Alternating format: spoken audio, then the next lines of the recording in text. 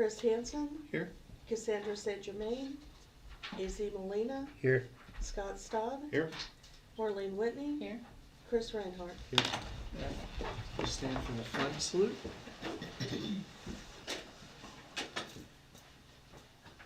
I pledge allegiance to the flag of the United States of America and to the republic for which it stands, one nation, under God, indivisible, with liberty and justice for all.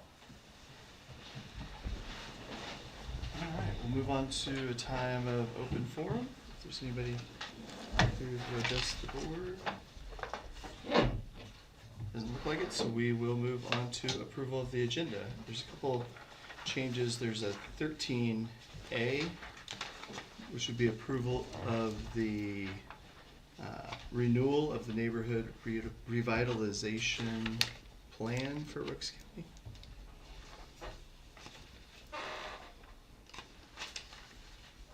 And I think that's it.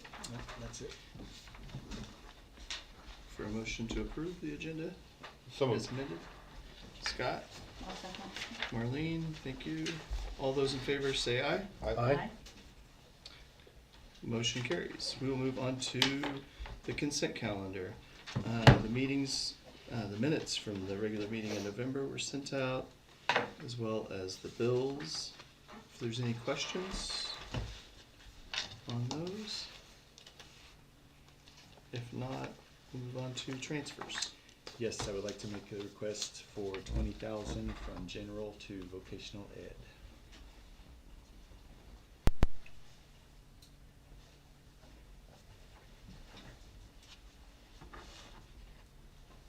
Look for a motion to approve the consent calendar. I'll make the motion. Thanks, AZ. Second? Second. Thanks, Scott. All those in favor say aye. Aye. Opposed? Motion carries. All right, we'll move on to communications. PK and EA? No? I know there's not another. That's fine. I missed getting that off. Yeah, take that off. All right, we'll move on to reports. Smoky Hill, we have our next meeting on Thursday, so nothing to report there, different. Special ed co-op? Not much. It was a very short meeting. Very difficult to get SLPs around this area. Fortunately, we have one who's doing her clinical rotations, and the hope is to keep her on board once she is done with that. So hopefully that'll be a good prospect for the district and everybody involved in the co-op. That's it. All right, Daisy. Any other Board of Education member reports? If not, we'll move on to principal reports.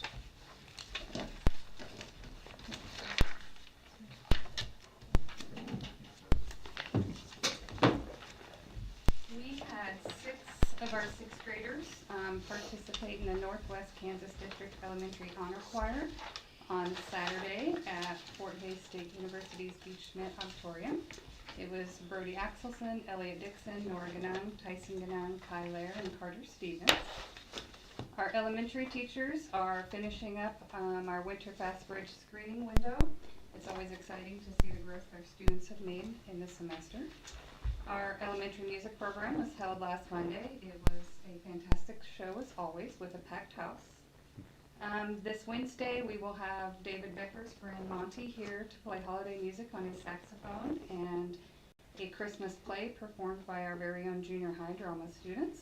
We've invited the Sacred Heart students and the residents from the Redbud to join us. And then next week we have our Christmas dress-up days. Monday we have Christmas socks, Tuesday Christmas sweaters, Wednesday Christmas headwear, Thursday Christmas lights, and Friday Christmas pajamas and Christmas parties. So that is it. Okay, for the high school, couple things just to recognize some students. Our all-league football awards came out. We had 2 individuals make first team, Riddick Bethel and Rylan Hamel. We had 4 make it on second team, Ari Patel, Owen Brewster, Rylan Hamel, and Trenton Maupin. And then honorable mention, we had Drayden Puckett Zanestal, Reed Stamper, and Reich and Brown. Events we have coming up, we have the winter concert tomorrow.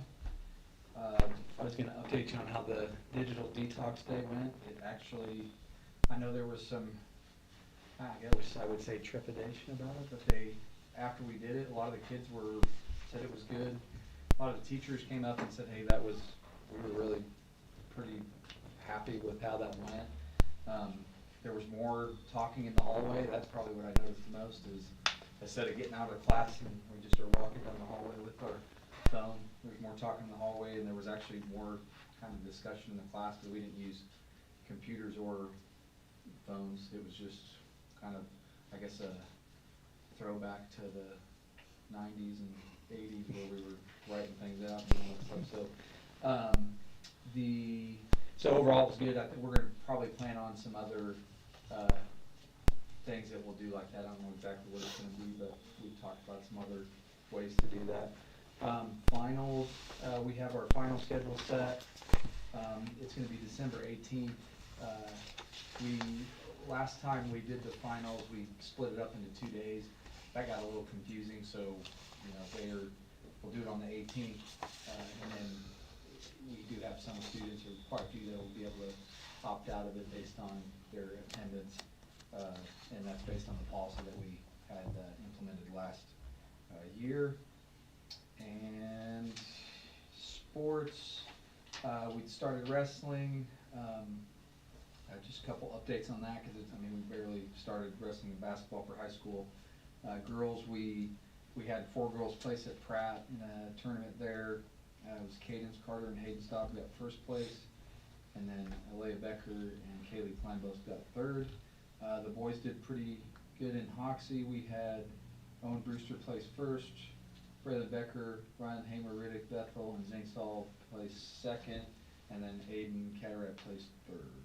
And then our high school basketball boys started off 2-0. We beat Smith Center last week, and then they'll be participating in the Warner tournament starting tomorrow. Girls started off 0-2, and then they will be participating in the Warner tournament as well. And then as far as junior high goes, we're getting close to wrapping up the season. The boys are 6-4. Coach wanted me to say he feels like they've worked hard and improved. Girls are 2-8 right now, and they are looking at being, I think, the 9 seed is what Coach was telling me for the tournament that's going to be coming up this weekend. And that's all we got for high school. Thanks. All right. We'll move on to superintendent's report. Okay, I do have several things I want to share, so I'm going to direct your attention up on the screen again, and like we did last month, or maybe. There we go. Wake it up. Okay. So just a couple highlights again, just as our principal shared. Dr. Watson, he came to Plainville on Friday, November 21st, and of course presented us with our third Commissioner's Award with highest distinction. And again, that is, I guess I just point out again, that is quite an honor for a school district to get that 3 times. And as Dr. Watson, he had highlighted it to all of our students and staff and everybody when we were in the gym that day. He was really hoping that potentially we could come back for a 3-peat. So he thought that'd be really neat we could go 24, 25, and 26. But we'll do our best, and we'll see if we can hang another banner next year. Let's see. Of course, then last Friday at the high school basketball game, of course we brought that out, and I last minute went over to Alyssa Steyer and had her help grab the cheerleaders and have them help me. So again, just more recognition for that, for the public to see, just again the good things that are happening in Plainville. So that was good. If you'll notice, we have some yellow barriers just down the hall. Progress has started on the elevator, so that is good. We are very excited. Of course, they came on Tuesday the 2nd is when they showed up, and it was probably somewhere around 9 or 10 o'clock or something, I think, that morning.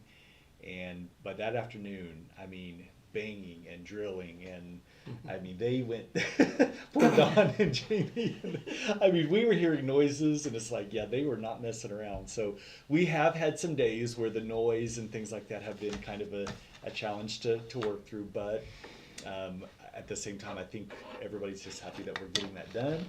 And I will say we've, like even today, I guess I didn't notice as much banging and that today. So well, maybe they're at a point now, it's not quite so much like, sounded like they're tearing half the building down. I don't know.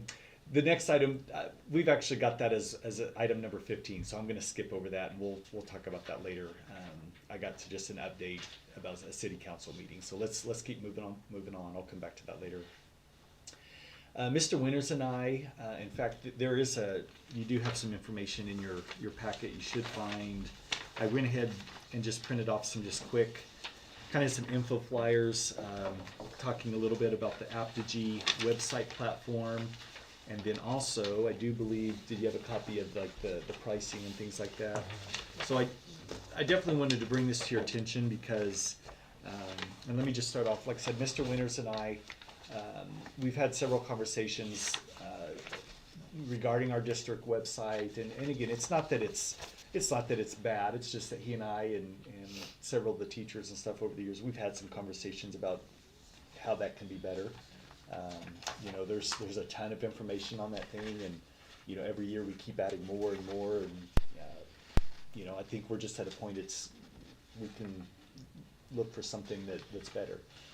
On top of the website, we also have a program that's called Bright Arrow, and that is the program we use when, for example, you know, again, if we have a snow day and we need to put out the mass message to everybody, you know, of course, not just teachers, but families and everybody, letting them know that there's a snow day or a late start or whatever that may be. So that's another current program that we are utilizing right now. And then, of course, as you guys know, we utilize the district Facebook page, and we're doing our best to, again, just highlight things within the district and share our story on Facebook. So I bring that to your attention between the website, Facebook, Bright Arrow. I think that's I'm looking over at Mr. Winters and seeing if there's anything I'm leaving off. You know, we have 3 separate programs that we're doing that with. So what Apogee does is not only does it provide you with a new website platform, which will upgrade and update and give us a much better looking website, it will also allow us then to, and Mr. Winters, please make sure I'm explaining it correctly, it also works with Facebook, all the social medias. And so, for example, like if we posted something on our currently district Facebook page, which we won't get rid of that, we'll still have that. But if we post something there, it's also going to post it as a live feed on our district website as well. So we're able to do 2 things at once, or vice versa. If we put something on the district web page, we can also push it out via our Facebook page and things like that. And so, you know, we're just able to, it just cleans that up to where, you know, right now, Tom and I basically, we're the ones who are doing all the social media work. Now, our teachers, there's several teachers that have their own classroom Facebook pages and things like that. So, you know, they're pushing things out that way. But the way I understand it too is that teachers can still do that, but it also allows our teachers to also be ones that they can help share all the positives and things on our Facebook page as well. Where again, it's not just Tom and I always being the one to do it. Now, it still will go through a approval process, which we currently still have, and that's not going away. So we're not just opening the floodgates and letting anybody and everything put it on there. I mean, we still have that approval process. We'll still watch it and things like that. But it pulls it all into one. And then, like I said, then the third piece of this is that it will give us access and ability again to push out those mass messages to our families and everybody again, just like again, if we need to announce a snow day, if there's, I mean, there's a number of different announcements that happen throughout the year that we need to push out and just let our families know. Mm-hmm. So we can do that, and within, you know, instead of going to 3 different programs and you know, and Tom's the one when currently right now, if we would have to put out that message, you know, he gets in a Bright Arrow and he goes through a whole series of steps to get that email or that text message or phone call sent out there.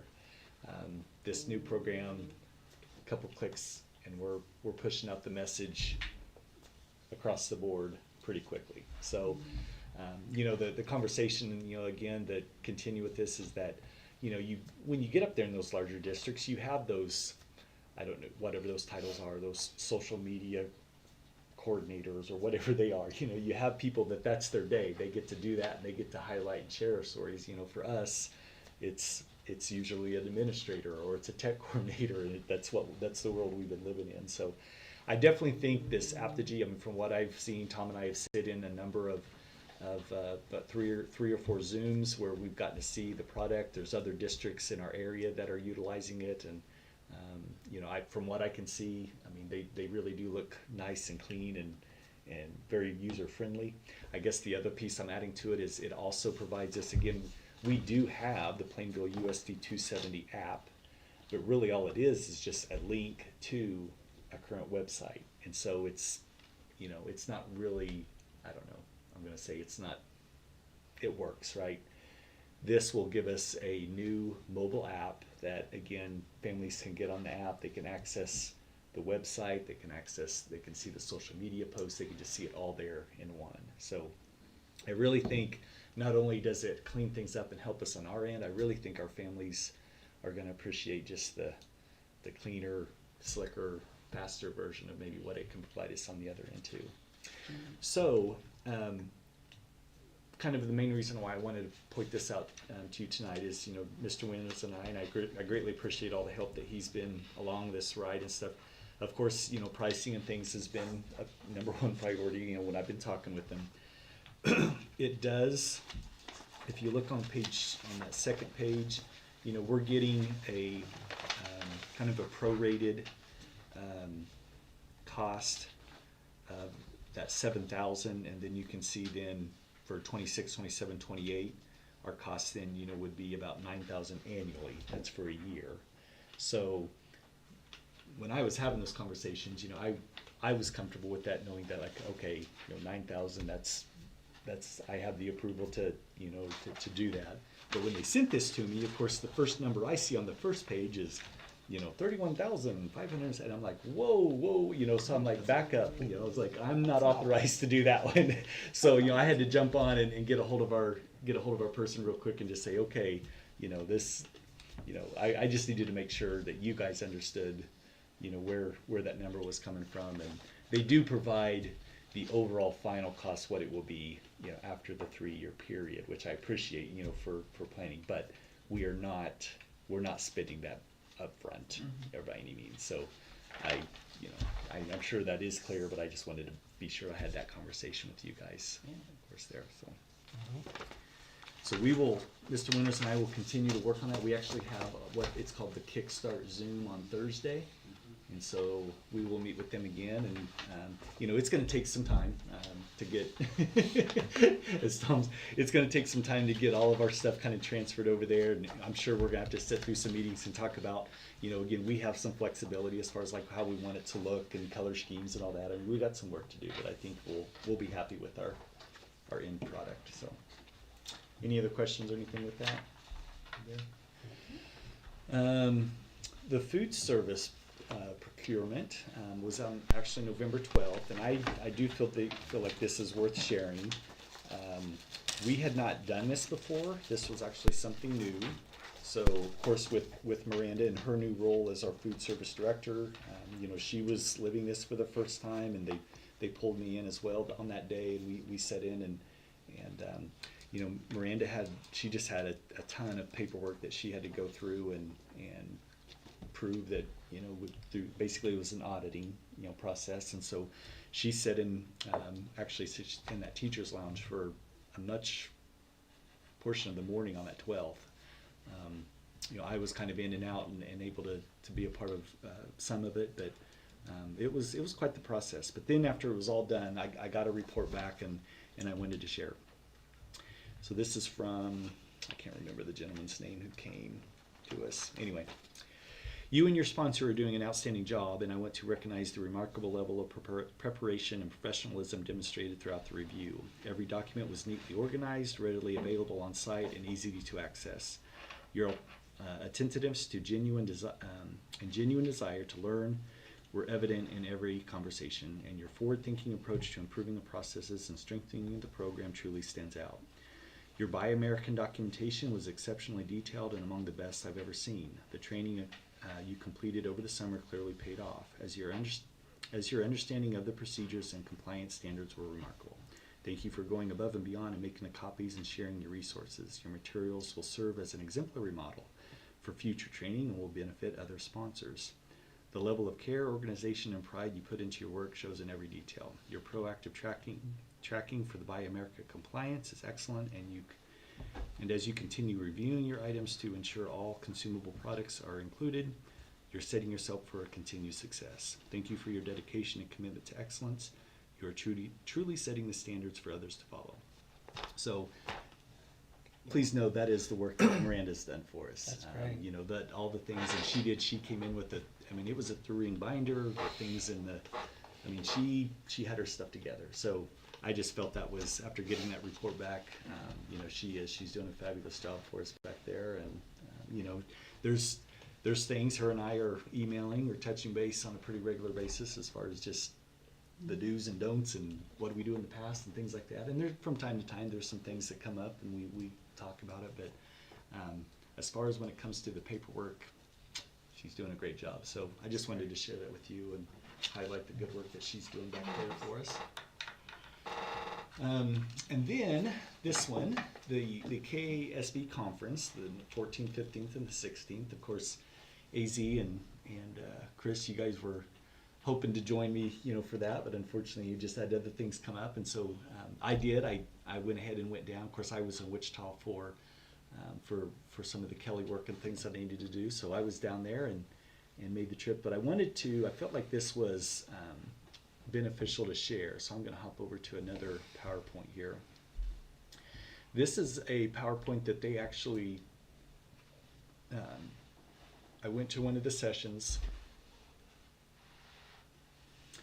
and this was information they shared with SUPS and board members who of course were there that day. And I don't know, have you guys heard anything about the school funding task force and things like that? Is that anything you've been hearing about? Their meetings are all on YouTube. Their meetings are all on YouTube. So I really just wanted to, after sitting in on this session and hearing this, I just felt like it'd be beneficial to, again, just to bring you guys an update. And of course, as we continue to go on, there will be some more conversation, of course, with that. So I have my notes here. I'm going to do my best to. There we go. Okay. So this actually, I guess, before I get too far ahead of myself, it was presented by Shannon Kimball, who's a KASB. She's with the Governmental Relations, and then of course Dr. Brian Jordan was there. He's actually the director of KASB. They were the ones that presented much of the information, and so we'll go from there. Okay, so who created the task force? In 2024, the Kansas legislature created the Educational Funding Task Force as part of the K-12 budget. Its mission by law is to review and recommend changes to our school finance system before the current law sunsets in 2027. This is a critical moment to reflect on how we found the education in Kansas, and why it matters. So just to let you know that this was the plan all along. They knew that it was going to sunset in 2027. And then of course in 2024 is when legislature, said we need to pull our group together and see, where this is all going to take us. I wanted to point out then, I think this is kind of interesting, and you'll see why here in a little bit. So who are these people? The task force includes 11 voting members. So you can see that's why some of them have their hand up. That should represent the ones that do get to vote. So there's 11 voting members. These are legislatures from both chambers, a state board member from the State Board of Education, a parent, a teacher, 2 superintendents representing both rural and urban districts. And then there are also 4 ex officio or non-voting members who provide expertise from, so these are members from KSDE on both the finance and special education and title programs, the Children's Cabinet, and the State Budget Office. But of course, you can see they're there but they're not voting members. Now you'll notice there's 2 members there. There's 2 seats that didn't get filled.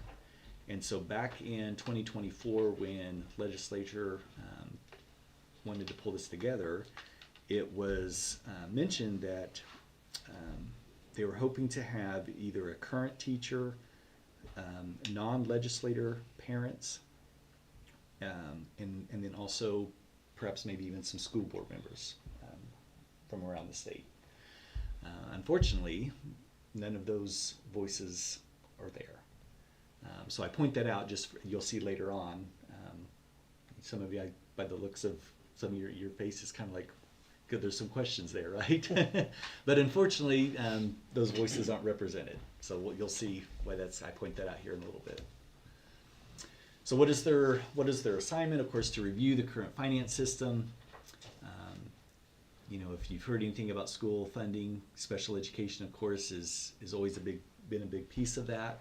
So they're looking at the details and having some conversation about special ed, analyzing funding inputs and the student achievement outputs. Again, it's been very difficult over the last several years. If you're talking school funding, you've also somewhere in that conversation usually comes out, how are schools then performing on state assessments? We shared our state assessments results here a while back, and we recognize, USD 270 recognizes that yes, we have room for growth, as do I'm sure many other districts around.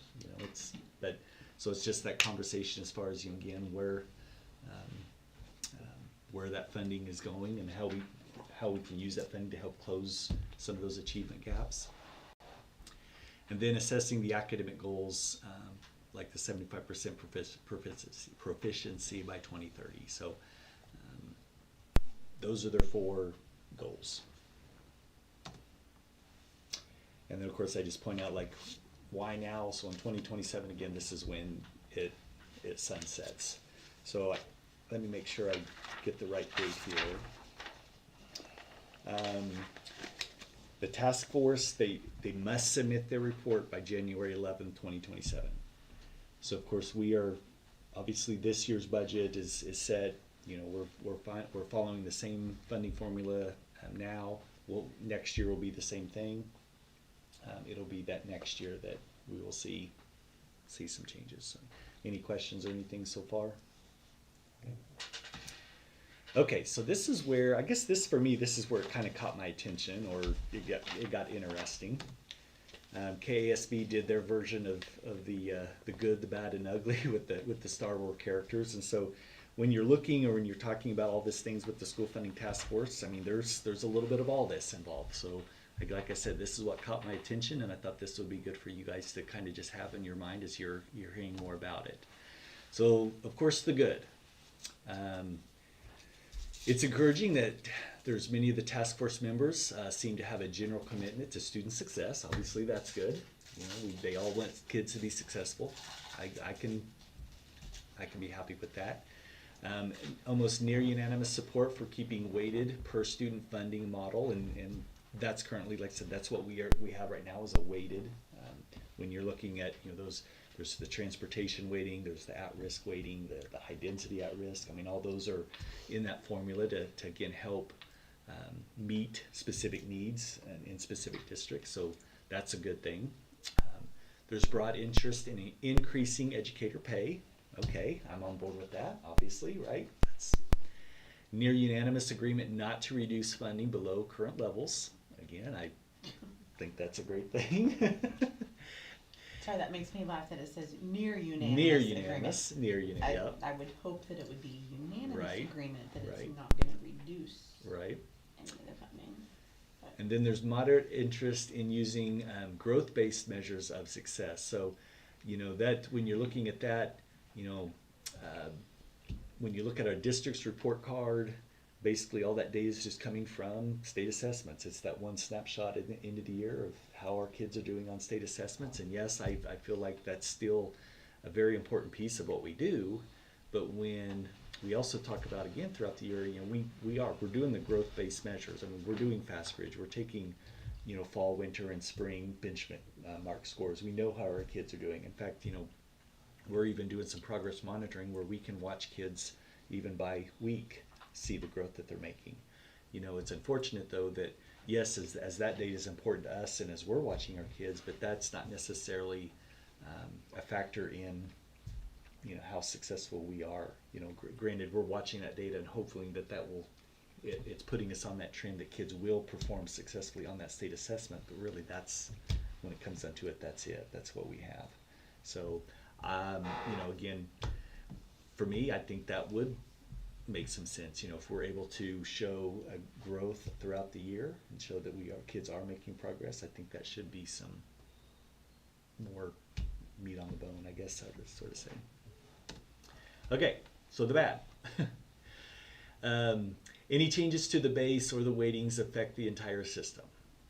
And again, the way the current formula is, that's just simply how it is. You make the smallest little changes to one weighting or the other, and it impacts it quite a bit. Without new funding, changes create significant winners and losers, and that's the conversation again that I think if you would ask a lot of this, you know, schools across the state, or it almost sounds like there's that idea that perhaps there's going to be more losers than winners, unfortunately, you know, and you know it kind of gets in that conversation of urban versus rural, and you know maybe where you're geographically located and things like that, and you know I don't want to get too far ahead of myself, but you know it kind of just means sometimes the further west you get out, it kind of just seems like sometimes the harder things get. As I mentioned, there's key voices, the teachers, the board members, the non-legislative parents. I mean, those voices were not necessarily included, or they're not a part of those conversations. So you know, there could be some debate on that.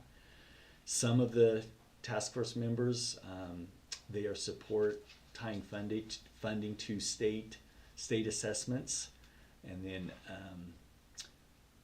other undefined accountability measures, so punishment for struggling student or community. So you know, if for instance if our students, if we didn't do as well on state assessments, we could potentially, you know, lose funding, and which is kind of the backwards direction you would think you would go, because you know it's proven that it takes more money, it takes more funding to, you know, teach those struggling students or those at-risk students, and so you know it just kind of goes against everything that we've known and talked about, where you know, we are doing everything we can to try to close those achievement gaps and get those kids where they need to be. But if we are, you know, if we're losing funding because they're not where they need to be, that can make it real difficult. And then some of the task force members want significant changes to SPED funding without providing full funding. So, you know, again, there's that SPED conversation again. Of course they do. Yeah.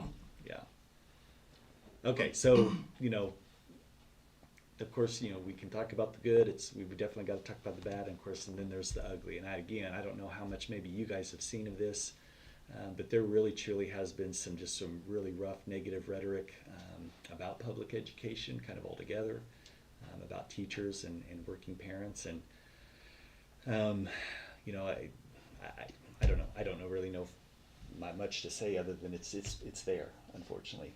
Some of these, from what I've heard, some of the task force conversations have not been pleasant, and I don't know if they're on YouTube. I guess I don't. Have you been on one? Watched them all. You've watched them all. Anything you want to share? Or no, maybe not. No, I mean, I just think, you know, it's just always funny when they want to talk bad about public education, but it's not the teachers. Yeah. They're not attacking the teachers, and it's like, well, you can't talk bad about student progress and accuse us of not making progress and not, I mean, the teachers have to fall in there somewhere, because they're the ones doing the job, and they're the ones that are working with the kids and seeing what their progress are throughout the year. Mm-hmm. And so, but yeah, I don't know where they're going to go. Yeah. To be honest. Yeah. But I'm afraid there are going to be some big losers and big changes too, especially with special ed, that are. But Well, and that, like I It's said, inevitable. I feel like that was the main reason why I wanted to bring this to the table tonight, just to bring you guys an update, because, you know, there's gonna be more, as we close in on that January 11, 2027 date. As that continues to get closer, we're gonna hear more. You know, again, from what I've been learning is the challenges are real, and there's, like And Chris so said, pretty much this past year, I mean, you can go on YouTube on the Kansas legislature, and there's a special, it's the Education Funding Task Force, I believe it's called. And there's some good people on there that are trying to do good work. And what they've basically been doing for the last year is just collecting information and data from all the different, you know, sources throughout state government. And this next year, though, is when they're going to really start working on what that report that's due next January in 27. So this next year will be when they do the real negotiating and work on what that report's actually going to be. so yeah, that, and I think just to real quick, just kind of wrap that up, you know, as you're hearing more and things that, you know, of course, meetings that I'll continue to go to, you know, they kind of close with this, you know, what are the things that we should advocate for, and, you know, equal opportunity, support for students with additional needs, you know, funding based on actual cost, constitutional adequacy and equity, respect for local control, and predictable budgeting. I mean, all those things, of course, you know, I can agree with all those. You know, it's just, like I said, you've got a snippet now of the task force and the educational funding formula, how it potentially has for some big change, and we'll just see where this goes and where it leads us. I mean, I think this is definitely, obviously, going to be up front and center of many conversations and meetings I'm sure I'm going to be attending, you know, for quite a while, and it'll just be information that I'll need to navigate through and bring back to you guys as we continue to go on. So anyway, Yeah. Thank you, Chris. okay. That is too bad that there's not those other voices that aren't legislatures. Yeah. I mean, I feel like that was mentioned several times. I mean, I think there's obviously some good people out there with great insight, but unfortunately just not able to come to the table. And so anyway, then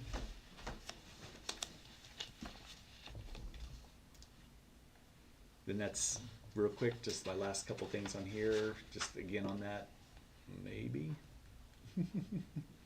I think I had on here that I attended the Schools for Fair Funding meeting that was in Goddard last Friday, so I was able to attend that. And then also just another heads up that as we talk more about our bond and things like that here in a little bit, I have been in communication with Laura Montgomery. Of course, she's our county clerk, and she's going to provide us with an estimate of how much that will cost. The district will, since it's a special election in March, that will be a cost that will be our responsibility. So I'm getting that from her, and she said if I could give her to the end of the week, she would get that to me. So that's that. All right.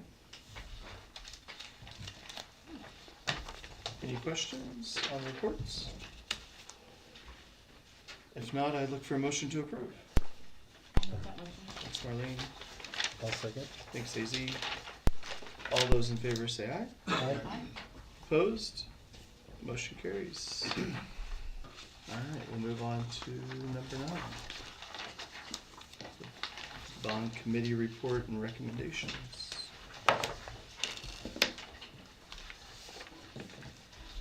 Hello. Good. Fun segue right into this, right? Yeah.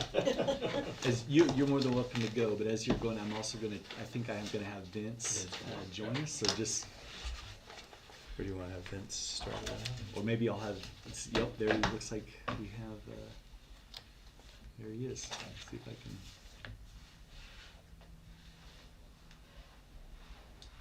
can. Hey, Hey, Vince, can you hear me okay? I can. All right, we've got you up on the big screen, and We can hear you fine. So we just made we're on our item there, the bond committee report, and Justin's here to share as well. So is there anything, as far as with this piece, was there anything that you wanted to start off and share, or do you want to we turn it over to Justin, or? You know, I would just start off by say, been great work with the bond committee. They've done some great work, and we've done a lot of work in a short amount of time, and appreciate the opportunity to work with you guys. And I will let that recommendation come from them, and I'll be here for questions. Thank you very much, Vince. We appreciate it. Alrighty, well, since the last time I was here, we had a lot of things happen. All those graphics behind you, we had a meeting, I can't remember exact date, but we invited the community members out to have a Q&A session, kind of look at everything there, what we're proposing. I thought we had a decent turnout. Thought we had some great questions, some good feedback, a lot of engagement. I thought it was really good. We met last week as a bond committee, and a lot of back and forth, and we decided to settle on making a recommendation to go with a 2-question proposal. There was a little bit of an adjustment on the numbers, not too much, but I assume you guys got those packets there. Mm-hmm. Okay. I think Yeah, so priority 1 changed just a little bit, and then priority 2 was just a little bit more, but nothing crazy. But we as a community decided that it was best to go with a 2-question instead of 1, because we didn't want to get shot down on 1, and then that would be the end of the show. So we feel like that's the best way to go about it. So on behalf of the board, I would like to recommend going with a 2-question proposal for the community members in March. Any questions for me or the guy behind me who knows all about it? So with the 2 questions, then when you get your ballot, question 1 would be yes or no. Right. And the only way you would even have a chance to vote on question 2 is if you voted yes on question 1. So if you vote no on question 1, then you wouldn't even see question 2. Just clarification. And then, Vince, I'll go ahead and add in here too, the reason for the adjustment was that it was after we did our engagement, bonding, or community engagement night.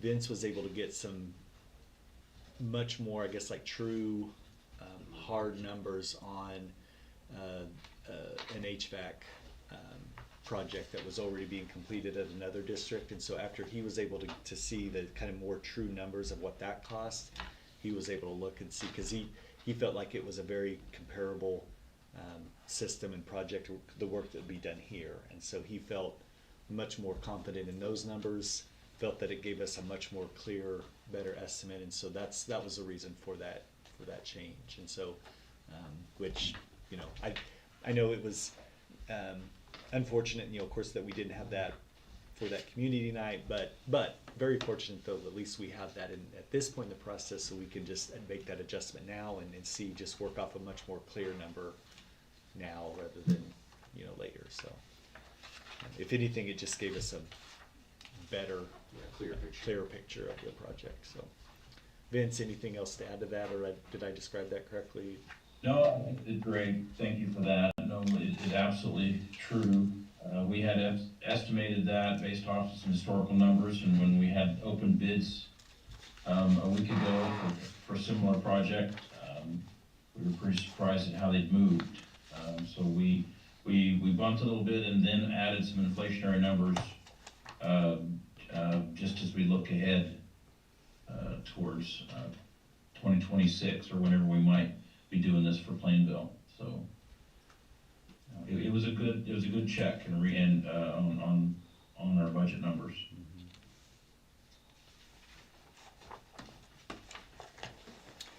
So I do have, of course, in your packet, you're looking at, there are the survey results that came from the community engagement fund night. And so as people were coming in the door, we were asking them to take that survey and I was kind of thinking maybe we'd get a little bit more response, and we did. Unfortunately, there were some of them that were pretty limited. That Yeah, we had about 30-some people yeah. attend. So there was a lot of feedback and conversation, Right, but yeah, not on. We not just as didn't much through the survey. through the survey format, right? So, But, but on top of that as well, I mean, Vince has provided me some other documents too. I mean, if you guys, obviously, if you have some questions or anything, I'd be happy to try to address those, or of course, ask Vince. I said, utilize his Yeah. expertise as much as we can for sure. So.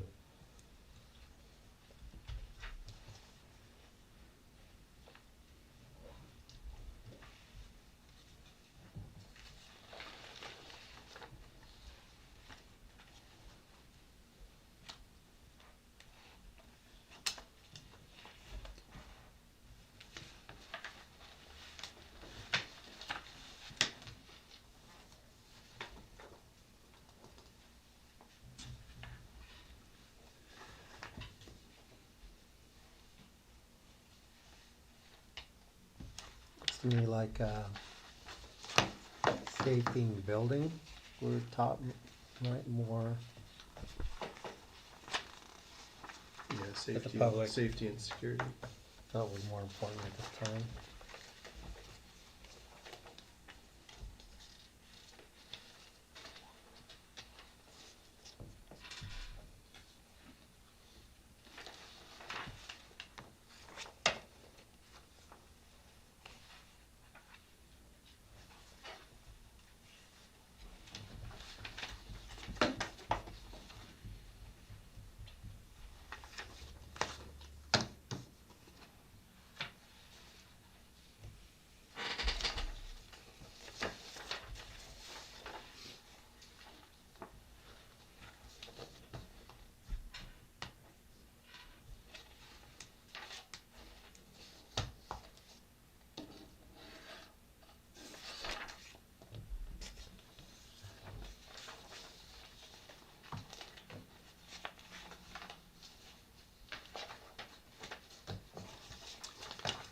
I think in reality, just what you guys, the time and the effort and the work that you put into it, I'm good with what you're proposing here. I don't, being on here for the period that I've been on here, I know there's things coming up that we're gonna have to address and we're gonna have to get taken care of. So, like I said, you guys have put the time and the effort and the will to get this put together, and I appreciate that. And like I said, I don't have anything to fight back on as to question or anything like that. I just think we need to move forward and get a game plan. Yeah. Go with it. So. Yeah, definitely. I was really impressed with the committee that we put together. The attendance was strong at every meeting, and we had, it was every month we had a meeting, and it kind of hit really quick, and there was a lot of work to do, and it was really great attendance, and appreciate everybody's putting in the effort to be there and participate. And I think a lot of people got to voice their concerns, and even some of them even talked to people outside of there and brought things back from community members that they talked to at their co-workers or whatnot, family members. So it was a really great committee, and they did a lot of good work. Did a lot of work in a short amount of time. Well, that's going to be positive going forward too, because we're going to need that. Going forward, public opinion, you can put anything up and there's going to be people against it right away, and that goes straight to some of the comment that I read on the back of the deal. So Yep. it's always going to be a no instantly. So the public, the group of you all that have done this and got us to this point are going to be key to getting this thing across the finish line, because you're going to be able to answer those questions and provide facts to that. And it's just not, I seen it Facebook shortly when we started talking. No, it's always no. Right. What good is that? What we need to look forward to is providing, you got safety and you got the buildings and you got everything. I mean, this is our future, you know, this is to continue. I hope that we've been a good steward in the last bond, that we've been to this point of getting things upgraded and done in here and keeping our facilities and everything up to snuff. Is it the best? No. That's why we need to continue to work to get to the end goal, and it's never end, right? Right. That's a figurative word there, but we can't let things fall apart. You know, it's like that rock gym thing. That's going to be an issue. You know, we're just going to watch it crumble and possibly take out 2 buildings at the same time, or are we going to address the issues and try to stay on top of things? And that's the HVAC, that's the roofs. It's a never-ending deal. You know, most people are homeowners, and you know, from being a homeowner, you never know what tomorrow's going to bring on what you're going to have to fix or leak or whatever. You know, so. Again, like I said, I think it's going to be vital for you all to be a part of this all the way through the process, get us across the finish line, and I'm willing to help, you know, like I said, whatever I need to do, even though I'm not going to be in this seat, but I know what it takes to be able to operate and keep things up to date, you know. So, like I said, I appreciate your guys' hard work on getting here, and I'm all about what you guys are proposing. So. It's been a fun learning experience too. Yeah, it has been. Did not know there's that many fixes that It's never ending, man. And that's, It is. you know, and that's one of the hard things is everybody that comes, the majority of people that come visit the district, they go to the Cardinal gym or they go to the football field and maybe the high school gym, maybe. And so they don't see, you know, a lot of things that are on these poster boards back here that the teachers and students see every day and have to deal with every day. So yeah, there's definitely going to be education is the next phase for the committee, is to really, you know, get the facts out there, because that's really the job of the committee moving forward, is to bring those facts to the community and you know, just be straightforward. These are the facts, like, and yeah, so that's the next phase. Absolutely nothing hidden in this. This is hardcore. This is it. Yeah. You know, Right. You got questions? Go take a walk around the school in an evening. You know, and that goes to anyone that's watching. That's who I'm talking to. It's not the people in this room. If you got questions, walk around and see where we're at. See what the things that you can see with your own eyes. It doesn't take a ladder or anything else. You can just visually see a lot of things that we need to continue to improve. You know, so. Well said. I just pulled up here real quick. You can kind of see just the timeline where we're at here in December. Of course, tonight, the 8th. Well, the only thing that really changed was we did have that community night was on the 2nd. Of course, here we are on the 8th of the board meeting. Even as early as tomorrow.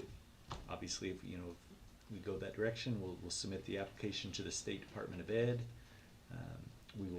We've got the paperwork then that we'll get into our public newspaper as soon as possible as well. So you still see we have some big items here in the month of December still to check off. But like I mentioned too, we're looking for a March vote. So.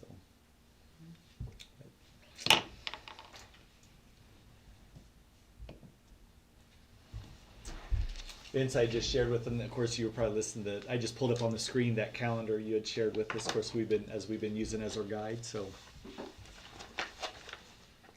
Yeah, it outlines some of the milestones coming up in December, and then we'll get through the Christmas break and then start meeting again with the committee to talk through campaign strategy and timelines and stuff like that headed towards the March vote. We're here to help you, give you a framework. We're not your campaigners, but we are certainly got some support information, and the graphic and flyers and all that kind of stuff will help with all the graphics of that. Sounds good. Okay. All right, thanks, Vince. Yep. Thank you. Thanks, sir. Thank you very much. Yep. Thank you. Thank you. Thank you, Justin. Thanks, Thank you, Justin. Justin. Appreciate Thanks for volunteering to speak for Oh, on behalf of the committee. Voluntold. Yeah. Yeah, that's You a more, little bit that's more like voluntold. it. Yeah. Everybody just looked at him. All right, so number 10 would be consideration of approval of bond election resolution. And those documents are in your packet. The first one is the resolution authorizing and providing for the calling of the bond election in Unified School District number 270, Rooks County, Kansas, for the purpose of submitting to the qualified electors of the district's separate questions of issuing general obligation bonds of the district, authorizing application to the State Board of Education for the authority to call the bond election, and for the capital improvement state aid, and providing for the given notice of the bond election.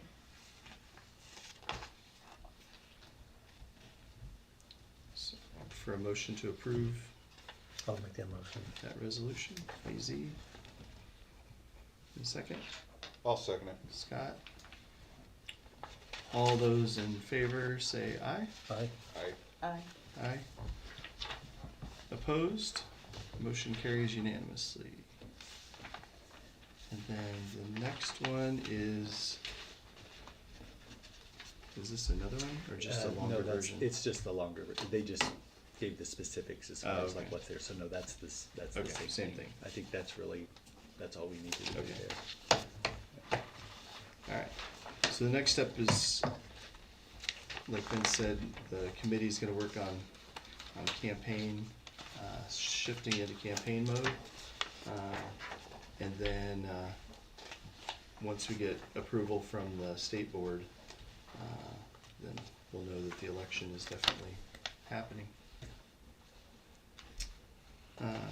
Alright, we'll move on to number 11. Update on the final invoice on the Ultra Coach line with National Bus Sales. So with the graphics that was approved at the last meeting. Chris, can we go back just a second? Yes, Yeah, sorry. on that bottom down there, do you have read the resolution number? On the one that one there, that first initial one that you read there, do we have to have a number on that thing? The president declared the resolution duly adopted, and the resolution has been. Oh, numbered. number, resolution number.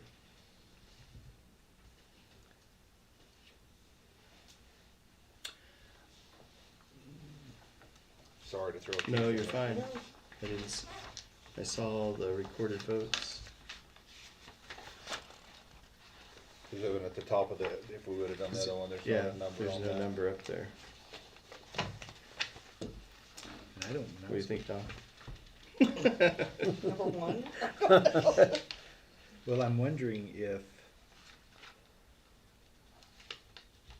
would that be assigned by the state president? Declared was then numbered, resolution number.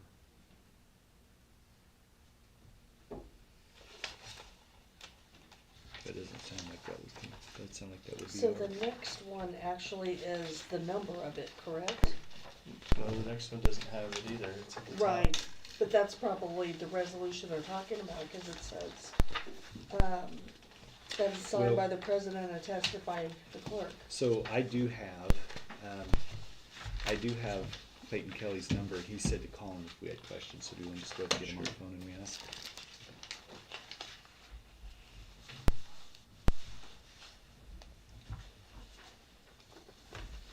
I know our other resolutions we do during the year are the date. Isn't it the date and then like one, and then the date and then number two? Okay. I was gonna say that's gonna. That works for me. Just wanna make sure we're Yep, you're fine. locked in. You don't wanna I'm come back. avoiding that you- special board I meeting. know, that's what I was just getting ready to say. Hey Clayton, this is. Anything Chris to not Wright, come USD back. 270 I think we Plainville. should have done the Hey, board policy hey, we update. do have a question. and Surprised so we I was did. just gonna put you on speakerphone, real Or you quick. can just Do that. ask him. Okay, so, the board did, we did vote, it was a 4-0 vote, to approve the, bond election resolution. But down at the bottom, it says the president declared the resolution duly adopted, and the resolution was then numbered resolution number. Do we need to make sure that that's numbered tonight? Okay.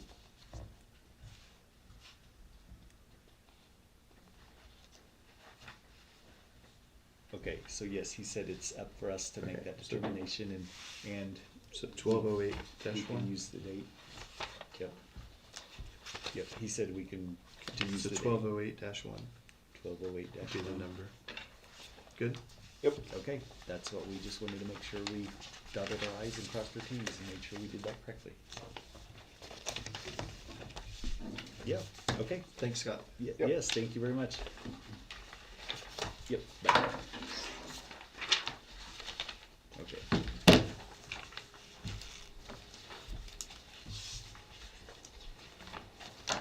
All right, now we'll move on to the final sales invoice. Which basically it was just an information thing.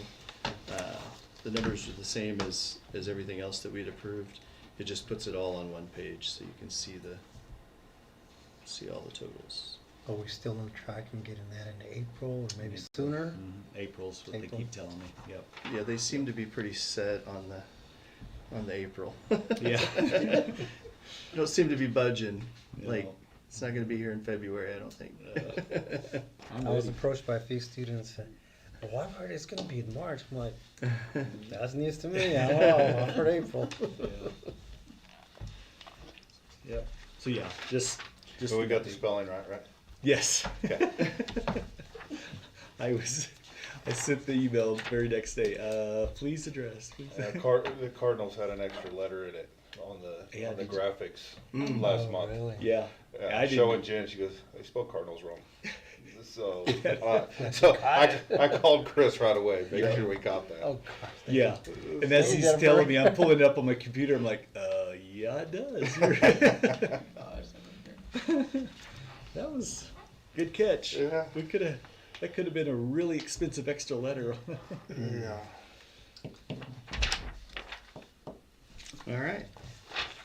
Move on to number 12, Foundations of Boardsmanship discussion. So I reached out to the new board members, and it looks like for scheduling, it's going to work to go Friday, January 9th in Colby. So Chris and I were going to go, along with the 2 new board members. And I guess anybody else is welcome to attend too if they'd like, but they were both excited to go, and I think it's a good way to kick it off and kind of help bring them up to speed a little bit of what they're getting into, and it's a good, I mean, I've found it's a good opportunity to, especially with superintendent being there and talking about, as things come up in that session, you can talk about how we handle it internally as a board, and that kind of have some of those discussions so they kind of know how we operate before we get started. So yeah, that'll be the Friday right before their first board meeting. So, And I did get you guys registered, so. perfect, thanks. And then number 13 is discussion and possible approval of the Innovative Communities Grant Writer contract. So in the past, we and us, I think the last couple of years, it's just been us in the hospital. We have a agreement with the Plainville Community Foundation to help pay for Mary Tucker's contract for grant writing services for the year.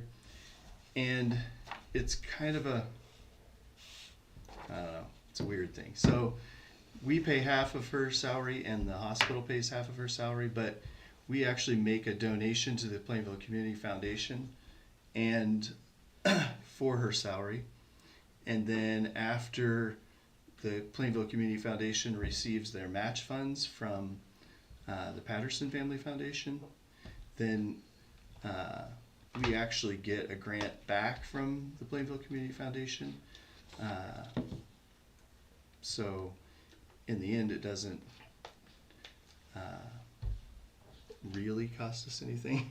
it's kind of a complicated arrangement, but by us making that donation to the foundation, they're able to then leverage some match funds, which then they're able to give us a grant back from the foundation in the amount that we paid in for Mary's salary. So, and just so, and Chris and I's take on it is, even if we had to pay for our part of Mary's salary, it's still money well spent.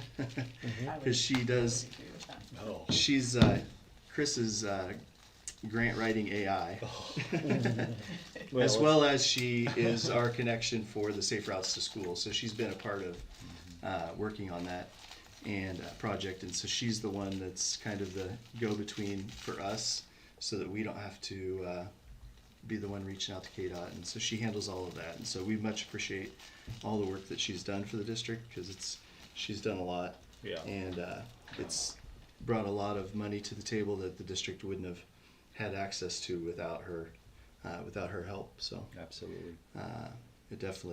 it's definitely money well spent, and we appreciate all of her hard work. So I would just look for a motion. I'll make the motion. Thanks, Scott. I'll second that. Marlene. All those in favor say aye. Aye. Aye. Opposed? Motion carries unanimously. Now we'll move on to 13A, which is I think it's in your packet from the Ricks County Economic Development Department. And it's the renewal of the Neighborhood Revitalization Plan, which is it's formally adopted for a 3-year period.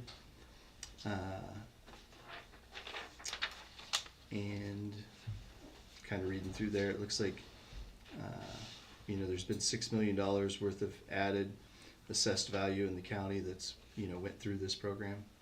I don't know if you're familiar with the program, but if everybody is, but it's just an incentive to try and get people to make improvements to their property, and they get a little bit of tax break for I think it's 10 years, over a 10-year period that it phases in.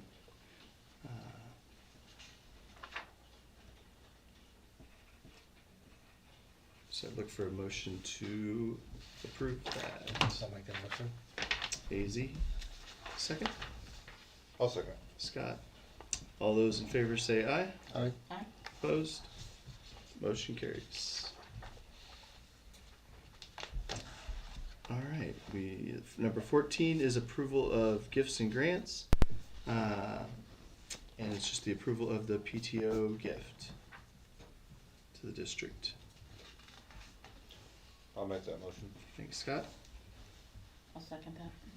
Marlene.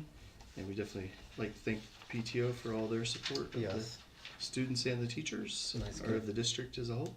Mhm. All those in favor say aye. Aye. Aye. Opposed? Motion carries.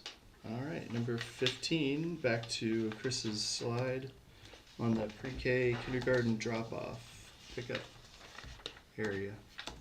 So again, just another quick update. I did attend the city council meeting on Tuesday, December 2nd. And the area that I addressed, or I talked to him about, if of course you go out here south of the elementary building, it's back there. We call it the south exit, where our preschool and kindergarten students are dismissed, or dropped off in the mornings or dismissed in the day. And of course, you guys know how parents come down Plainville Street, it'd be to the north, and then they turn west there to make that loop and go on around. So even as last week, of course, we had a little bit of snow, that we had, but even right now, there's still just some water that just cannot go anywhere. It won't drain, and it's just a low spot right there, and we have vehicles that go through there, through several inches of water to go through and pick up their kids. So we've done a few things throughout the last several years to try to do some Band-Aid approaches. We've added some rock, and of course then the rock just gets pushed and shoved off to the side when they come to do snow removal and things like that. So it's just been a headache for quite some time. This was the image I took to the city council, and I explained to them that blue oval there is kind of illustrating too. That's kind of a low spot that we see when we do get some significant rains, there is some water that will puddle there on the playground as well. So, you know, I shared with them, like, I don't necessarily know if that is to our advantage or not. You know, if we know that maybe we can get some water to run there to, it'd be to the east. Again, that would be just pushing more water into our playground area, and that doesn't necessarily sound like the answer either. The conversations that we had there at the city council meeting was, you know, obviously they're taking the water to the south to 5th Street or east, where it would run through our, you know, down maybe the property line of the playground, down through that parking lot area, down to commercial. I don't know if I ever would have thought of this in 100 years, but Joe McCune was the one that came up, and there's another location here in town that it's a very similar, just a low spot, and from what I understand, they actually put in basically like a sump pump in almost like a well type system, and then the water just runs in that, and then the pump, they would actually, you could actually go underground and shoot PVC pipe to the south to 5th or to east, all the way east to commercial, and literally pump the water out to where it can just naturally drain into the city's drainage system. Like if we could get it to the parking lot. Yep. Yep. And then it could drain to Commercial Street Right, possibly, but right. basically Chris just went to them to see what they were willing to do, Right. if anything, and also if they just had any solutions Yep. or, you know, ideas, because if we keep putting Band-Aids on it, it doesn't really fix it, and if we fix it, we're gonna have to send the water somewhere, and so Right. anyway, just having a conversation with them, and they were definitely open to helping help find a solution Yep. that works for everybody, and Joe said he was gonna Yep. look into some resources. Yeah, after I was done visiting with them, I stepped there in the back and just asked him, like, who do I reach out to? And he said, let me take it from here, and he's gonna reach out. And so, yeah, it's just truly just getting the conversation going. Hopefully we can get this thing solved and get in a better place. Unfortunately, I think our families, and they're gonna have to deal with it for a little bit longer, but, well, or maybe, I'll say a little bit, I don't know what a little bit means, but I just feel better that at least we're moving forward to get it done, so, just an update.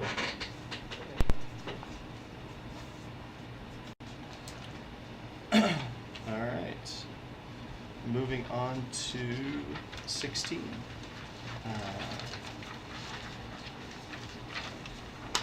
Did I not provide you No. with your, I didn't provide you Yeah, with your. it's there. Yeah, it's here. I was just trying to. Okay, yeah. 10 Got minute. cut 10 off. minutes good. I think Or, so. you think so? Or 15? Maybe better go 15. Okay. That's what I thought.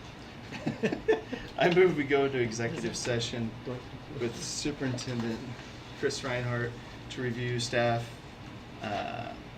pursuant to non-elected personnel exemption under COMA. The open meeting will resume in the boardroom at 8:32 p.m. Okay, I'll say. Marlene got it. All those in favor say aye. Aye. Opposed? We are in executive session.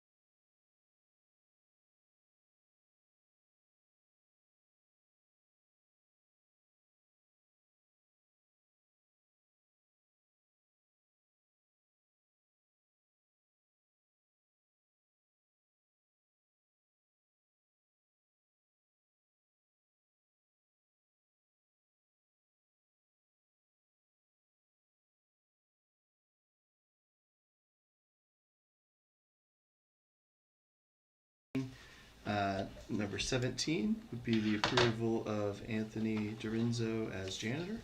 I'll make the motion. AZ. Second. Second. Scott. All those in favor say aye. Aye. 18, approval of Jana Dorinzo as route bus driver. I'll make that motion. Or These are approval of resignation. Marlene. I'll second. AZ. All those in favor say aye. Aye. Opposed? Motion carries. Number 19, I move that we approve the resignation of Kim Williams as route bus driver. I'll second. Marlene. All those in favor say aye. Aye. Opposed? Motion carries. Number 20, approval of resignation of Travis Dixon from site council and cross-country head coach. So moved. Scott I'll second. and AZ. And thank Travis for all of his work on Mhm. those two things. All those in favor say aye. Aye. Opposed? Motion carries. All right. And number 21, approval of janitorial position. The approval of Carla Driscoll for the position of janitor. I'll make the motion. I'll second. AZ, thanks. All those in favor say aye. Aye. Opposed? Motion carries. Number 22, approval of after-school daycare provider Paxton Osmeyer. I'll make the motion. AZ, I'll second. Marlene. All those in favor say aye. Aye. Aye. Opposed? Motion carries. And then number 23, we have a leave request, approval of a leave request for Shania Hamel for January 6th. So moved. Scott, I'll second. AZ. All those in favor say aye. Aye. Opposed? Motion carries.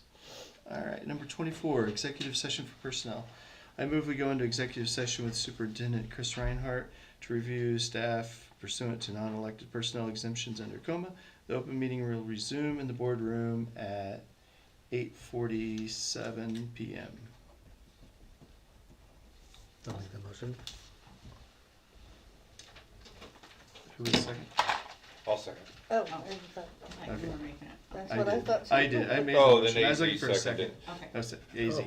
Either way, it doesn't matter. One of All us those did in it. favor say aye. Aye. Opposed? We are in executive session.